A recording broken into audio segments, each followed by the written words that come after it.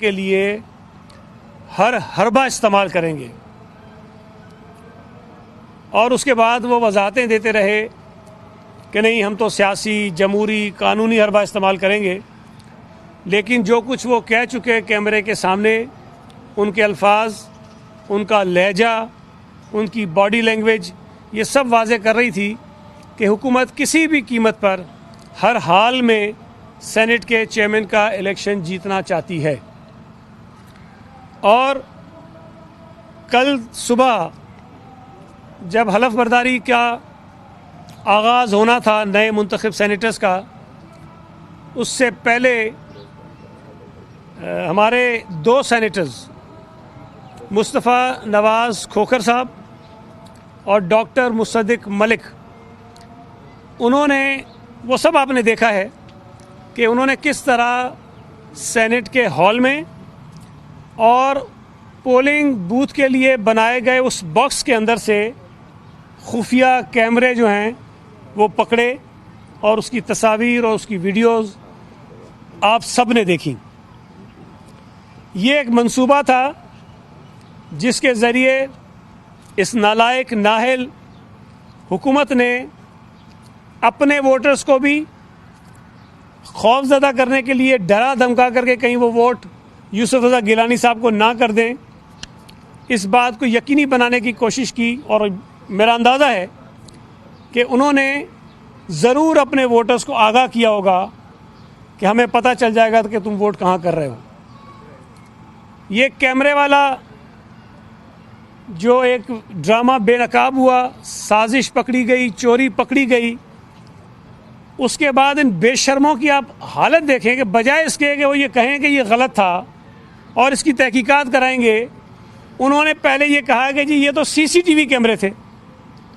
फिर उसके बाद कहते हैं ये ऑपोजिशन ने लगाए थे। तो भाई अगर ऑपोजिशन ने लगाए थे तो फिर चेयरमैन सेनेट को तो बरतरफ करो नौकरी से, क्योंकि हॉल तो उसकी कस्टडी में है, उसकी जिम्मेदारी थी कि वो ये सारी चीज़ें यकीनी बनाए। लेकिन खैर ये हुआ। अब जब ये ड्रामा पकड़ा गया, कैमरे पकड़े गए और फिर शिबली फराज का वो बयान कि हम हर कीमत में, हर हाल में, हर हरबा इस्तेमाल करके सेनेट का इलेक्शन जीतेंगे, उसको मद्देनज़र रखते हुए फारूक एच नाइक साहब, जो पोलिंग एजेंट थे यूसुफ रज़ा गिलानी साहब के, उन्होंने सेक्रेटरी सेनेट से रब्ता किया और तकरीबन कोई 1:10 या 1:15 पर फारूक नाइक साहब, मैं और अली कासिम गिलानी जो यूसुफ रज़ा गिलानी साहब के बेटे हैं, हम तीनों अफराद गए सेक्रेटरी सेनेट के पास, इसलिए कि हमें ये यकीन था कि इंतखाबात में जो ये बददियानती चोरी हमने पकड़ी इनकी कैमरों वाली, उसके बाद यकीनन ये कोई और हरबा हथकंडा इस्तेमाल करेंगे जिससे ये इलेक्शन को चोरी करने की और जीतने की कोशिश करेंगे। हमने अपने खदशात सेक्रेटरी सेनेट के सामने रखे। हमने उसे बताया कि क्या क्या मज़ीद चीज़ें ये कर सकते हैं और अगर ये चीज़ें हुई तो हम खामोश नहीं बैठेंगे, उसकी जिम्मेदारी आप पर आयद होगी। हमने उनसे कहा कि हो सकता है कि आपके पास जो कि ये बैलेट पेपर छपे हैं, अगर सेनेट के हॉल में, जाहिर है कि पूरा सेक्रेटरी उसका कस्टोडियन है, उसकी जिम्मेदारी है, उसके होते हुए रात के अंधेरे में वहाँ कैमरे लगाए जा सकते हैं, वहाँ और इक्विपमेंट फिक्स किए जा सकते हैं, तो बैलेट पेपर जो सेनेट सेक्रेटेरिएट नहीं छापे हैं उसमें भी गड़बड़ होगी और उस पर किसी किस्म के कोई निशानात आप पहले से लगाएंगे और वो बैलेट पेपर आप हमारे वोटर्स को देंगे और जब गिनती होगी तो आप ये कहेंगे कि जी इन बैलेट पेपर्स के ऊपर पहले से निशानात हैं, लिहाजा ये बैलेट पेपर हम रिजेक्ट करते हैं। इस खदशे का इजहार हमने किया और हमने उसे कहा कि हम भी देखेंगे और आपने यकीनी बनाना, ये आपकी जिम्मेदारी है कि किसी बैलेट पेपर के ऊपर कोई निशान नहीं होना चाहिए। ये और बातचीत हुई थी काफ़ी देर उनके साथ। फिर उनसे हमने कहा कि अक्सर ये होता है कि जो वोटर होते हैं वो कैंडिडेट के नाम के ऊपर मोहर लगाते हैं, एग्जैक्टली अल्फाज से कि नाम के ऊपर मोहर लगाते हैं, तो क्या वो वोट ठीक होता है या गलत? सेक्रेटरी सेनेट साहब फरमाते हैं कि नहीं, वो वोट बिल्कुल ठीक होता है क्योंकि वो उस बॉक्स के अंदर होगा। ये सेक्रेटरी सेनेट ने कहा है। मैं उसका विटनेस हूँ, अली कासिम गिलानी उसका विटनेस है, फारूक एच नाइक जिसका कल उन्होंने इजहार भी किया असेंबली में, सेनेट में, वो इसके विटनेस हैं। हमारे सामने ये बात हुई। इससे पहले की एक वीडियो आपके पास है, वो एक दिन पहले की है जब हम नॉमिनेशन लेने गए, उसमें भी हम उनसे पूछ रहे हैं। अगले दिन जब ये वोटिंग का अमल जारी था, एक हमारे वोटर शेरी रहमान साहब के पास गए, साहिबा के पास गए और उनसे ये कहा कि जी किसी ने नाम के ऊपर मोहर लगा दी है, तो क्या ये वोट सही है कि गलत है? शेरी रहमान साहिबा उसी वक्त वोटिंग के दौरान सेक्रेटरी सेनेट के पास गई और उनसे ये पूछा कि जी कुछ लोग अगर नाम पे मोहर लगा देते हैं तो उस वोट की क्या हैसियत है? तो सेक्रेटरी सेनेट साहब ने उस वक्त भी फरमाया कि वो वोट ठीक है, नाम के ऊपर मोहर लगाना कोई गलत नहीं है, अगर वो बॉक्स के अंदर है तो वो ठीक है। ये वोटिंग के दौरान की बात है। अब जब ये सारा ड्रामा उन्होंने कर लिया और वोट वो रिजेक्ट कर रहे थे, तो शेरी रहमान साहब दोबारा गई है सेक्रेटरी सेनेट के पास उसी दौरान में। उसे कहा कि भाई आपने मुझे कहा है कि ये वोट ठीक है जिनकी मोहर नाम के ऊपर लगी हुई होगी। तो सेक्रेटरी साहब बड़ी मासूमियत से फरमाते हैं कि जी प्रिजाइडिंग ऑफिसर साहब ने मुझे ओवर रूल कर दिया है।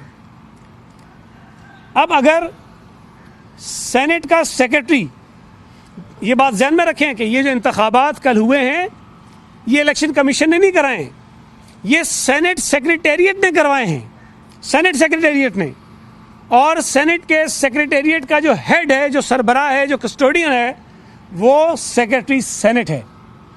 अगर सेक्रेटरी सेनेट भी कोई बात करे और उसके बाद हाथ खड़े कर दे कि नहीं मैं नहीं जी, ये जो ऊपर शहनशाह बैठा है मुजफ्फर शाह, ये जो कह रहा है वही ठीक है, तो फिर किसके ऊपर आप एतबार करेंगे, किसके पीछे आप जाएंगे? मैं ये समझता हूँ कि ये जो ड्रामा हुआ है, जो धोखा हुआ है, जो चोरी हुई है, जो डाका पड़ा है वोटों पर, उसमें सेनेट का जो सेक्रेटरी है वो मुलविस है। उसी ने कैमरे भी लगवाए थे। वो जब पकड़ा गया तो उसने फिर ये झूठ बोलकर, धोखा देकर उसने एक और ये ड्रामा किया है। मैं तो ये मुतालबा करता हूँ कि सेक्रेटरी सेनेट को नौकरी से बरतरफ करके जेल में डालना चाहिए। ये शख्स किसी सरकारी मुलाजमत का अहल नहीं है। अगर इसके अंदर जुर्रत है, इसके अंदर हिम्मत है, तो ये नाम बताए कि किसने कैमरे लगाए और किसने लगवाए। ये नाम बताए कि इसने किसके कहने पर पहले ये कहा कि नाम पर जो मोहर लगेगी वो वोट ठीक है, और बाद में वो कहता है कि जी मुझे ओवर रूल कर दिया है। भाई आप सेक्रेटरी सेनेट हो, सेनेट के कोई क्लर्क नहीं हो। और अगर आप ये कह रहे हो कि जो मुझे ओवर रूल कर दिया, और आपने पहले मिसगाइड किया है, वोटर्स को मिसगाइड किया है, एक कैंडिडेट को मिसगाइड किया है, एक पोलिंग एजेंट को मिसगाइड किया है, और उसके बाद वो वोट उन्होंने रिजेक्ट किए। अब इसके बाद आपने वो तस्वीर देखी है और आप सब वहाँ मौजूद थे कल। सेनेट सेक्रेटेरिएट के अंदर बहुत बड़े बड़े बैनर पोस्टर लगाए गए थे कि जी वोट डालने का तरीक़ेकार क्या है। उसमें जो पहला नंबर है, नुक्ता जो पहला लिखा हुआ है, उसमें ये दर्ज है, वाज़ेह तौर पर दर्ज है कि उम्मीदवार का नाम जहां दर्ज है उस खाने के अंदर आपने मोहर लगानी है, उस खाने के अंदर। और ये मैं आपको बता दूं कि उस बैलेट पेपर में सिर्फ 2 खाने थे, एक संजरानी साहब के लिए, एक यूसुफ रजा गिलानी साहब के लिए, कोई तीसरा खाना नहीं था। अगर यूसुफ रजा गिलानी साहब के खाने में मोहर लगाने के लिए कोई कॉलम अलग होता, उसमें बीच में कोई लाइन होती, तो फिर इस बात की पाबंदी हो सकती है कि मोहर आपने अलग से खाने में लगानी है। लेकिन अगर पूरा वो एक खाना है और लिखा हुआ है कि आपने खाने के अंदर मोहर लगानी है, तो फिर आप उस पूरे खाने में कहीं पर किसी जगह पर भी मोहर लगा सकते हैं। ये मैं नहीं कह रहा, सेक्रेटरी सेनेट ने भी कहा, और जो इन्होंने रिटन में वहाँ हिदायतनामा लगाया हुआ था उस पर भी दर्ज था। अब आइए, कल जो वो मोहसिन अजीज साहब ने एक पढ़ा, तमाम सेनेटर्स की टेबल पर उर्दू में और अंग्रेजी में दोनों हिदायतनामे रखे हुए थे। अंग्रेजी वाला जो हिदायतनामा है, आपको कॉपी मिल जाएगी, वो आप उठाइए और पढ़िए, उसमें भी ये लिखा हुआ है कि जनाब जिस खाने में, जिस बॉक्स में कैंडिडेट का नाम है, उस बॉक्स के अंदर आपको मोहर लगानी है। अब वहीं अगर उर्दू वाले में उन्होंने ये लिख दिया कि नाम के सामने मोहर लगानी है, तो मेरे भाई उर्दू वाला भी आपने बनाया, अंग्रेजी वाला भी आपने बनाया, जो हॉल के अंदर आपने बहुत बड़ा बड़ा आवेजा किया है हिदायतनामा, वो भी आपने बनाया। तो आपके अपने बनाए हुए रिटन जो हिदायतनामे थे, इंस्ट्रक्शंस थी, उसके अंदर फ़र्क है। तो उसका कसूरवार ना मैं हूं, ना यूसुफ रज़ा गिलानी है, ना फारूक नाइक है। फिर सेक्रेटरी सेनेट ने भी हमें कहा इसको भी छोड़ दीजिए, चेयरमैन सेनेट का इलेक्शन चोरी हो जाता है। सादिक संजरानी साहब गैर आईनी, गैर कानूनी तौर पर सिलेक्टेड चेयरमैन सेनेट बनकर उस नशिस्त पर विराजमान हो जाते हैं। उसके बाद वो डिप्टी चेयरमैन सेनेट का इलेक्शन करवाते हैं। उन्होंने जो तरीक़ेकार बताया है वोटर्स को अपने, आपने भी वो वीडियो देखी होगी, अवेलेबल है, आप भी देख लें। उस अपने संजरानी ये कह रहा है, वोटर्स को ये समझा रहा है कि आपको एक बैलेट पेपर दिया जाएगा, उस बैलेट पेपर पर उर्दू में दोनों उम्मीदवारों के नाम लिखे हुए हैं और आपने उस बैलेट पेपर को लेकर बॉक्स के अंदर जाना है और उस बूथ में आपने जो कैंडिडेट के नाम वाला बॉक्स है, उस बॉक्स में मोहर लगानी है। ये संजरानी ने गैर कानूनी तौर पर उस नशिस्त पर बैठने के बाद कहा है। अब अगर ये चीज़ें इतनी वाज़ेह हैं कि मोहर एक बैलेट पेपर पर अगर 2 लगी हुई थी, वो रिजेक्ट हुआ, हम उसको चैलेंज नहीं करते, वो बिल्कुल रिजेक्ट होना चाहिए, ये कानून के मुताबिक रिजेक्ट होना चाहिए कि 2 मोहरें उस पर लगी हुई थी दोनों उम्मीदवारों के सामने। लेकिन 7 निशानात यूसुफ रज़ा गिलानी साहब के बॉक्स में लगे हुए थे, उनके नाम पर लगे हुए थे, और उसको उस शहनशाह ने, जो मुजफ्फर शाह साहब हैं, उनका रौनत आमेज लहजा, उनका रवैया, उनके अल्फाज आपने खुद सुने हैं। कहीं से वो आपको लग रहे थे कि कोई गैर जानिबदार आदमी बैठा है। अगर इमरान खान भी बैठा होता वहाँ शायद उसका रवैया लहजा भी ये नहीं होता। अगर वहाँ संजरानी खुद भी बैठा होता तो शायद उसका लहजा और रवैया ये नहीं होता जो मुजफ्फर शाह का था। मुझे लगता है कि मुजफ्फर शाह को फ़ोन के अलावा भी बहुत कुछ आया था, क्योंकि फ़ोन पर इतनी ताबेदारी नहीं हो सकती है। मुझे नहीं पता कौन सी कमज़ोरियाँ हैं, कौन सा दबाव है, कौन सी ऐसी नौकरी है, कौन सी ऐसी खिदमत गुजारी है जो मुजफ्फर शाह साहब ने ये सारी कुछ किया है। मैं वाज़ेह तौर पर कहना चाहता हूँ कि मुजफ्फर शाह साहब ने कल बददियानती पर मबनी एक अपनी रूलिंग दी है, गैर कानूनी रूलिंग दी है। 7 वोट उन्होंने गलत मुस्तरद किए हैं और ज़बरदस्ती संजरानी को, जो हारा हुआ शख्स है, जिसके 48 वोट हैं, उसको एक 49 वोट लेने वाले कैंडिडेट के मुकाबले में कामयाब करवाया है। मैं एक और भी गुजारिश कर दूं आपसे, मैं भी टीवी पर भी देख रहा था और कल शायद कुछ जो हमारे तज्जिया निगार होते हैं उनकी बातें भी मैं सुन रहा था। एक तासुर ये लिया जा रहा है कि शायद इन 7 लोगों ने जानबूझकर अपना वोट ख़राब किया है। मैं इस तासुर को मुस्तरद करता हूँ। मैं ये बात 100% यकीन के साथ आपको कह रहा हूँ, 100% यकीन के साथ, कि एक शख्स ने डबल मोहर लगाई है, कौन है मुझे नहीं पता। बाकी ये 7 वोट बिल्कुल जेन्युइन वैलिड वोट हैं और हमारे वोटर्स ने सही वोट डाले हैं। उन्होंने जानबूझकर वोट ख़राब नहीं किए हैं। अगर किसी को जानबूझकर वोट ख़राब करना होता तो 2 मोहरें लगाना उनके लिए आसान काम है, जो कन्फर्म रिजेक्ट होता है वोट। अपने आप को खाली बैलेट पेपर छोड़ के आ जाना एक आसान काम है कि वो वोट रिजेक्ट हो जाता है। वो बॉक्स के बाहर मोहर लगा दें, वोट रिजेक्ट हो जाता है। तो अगर किसी की नीयत ये होती कि हमने वोट ख़राब करना है, तो मैं समझता हूँ कि इससे ज़्यादा बेहतर तरीके हो सकते थे वोट को ख़राब करने के। ये वोट ख़राब नहीं हुए हैं, ये जेन्युइनली लिजिटिमेट वैलिड हमारे 7 वोट हैं और हमारे वोटर्स ने ईमानदारी से, दयानतदारी से अपनी पार्टीज़ की हिदायत के मुताबिक अपने उम्मीदवार को वोट दिया है। तो ये तासुर जहाँ कहीं भी हो रहा है वो बिल्कुल सरियन गलत है। क्योंकि मुझे मेरे सामने सेक्रेटरी सेनेट ने ये कहा, शेरी रहमान को सेक्रेटरी सेनेट ने ये कहा, जो हिदायतनामा लिखा हुआ था उस पर दर्ज था।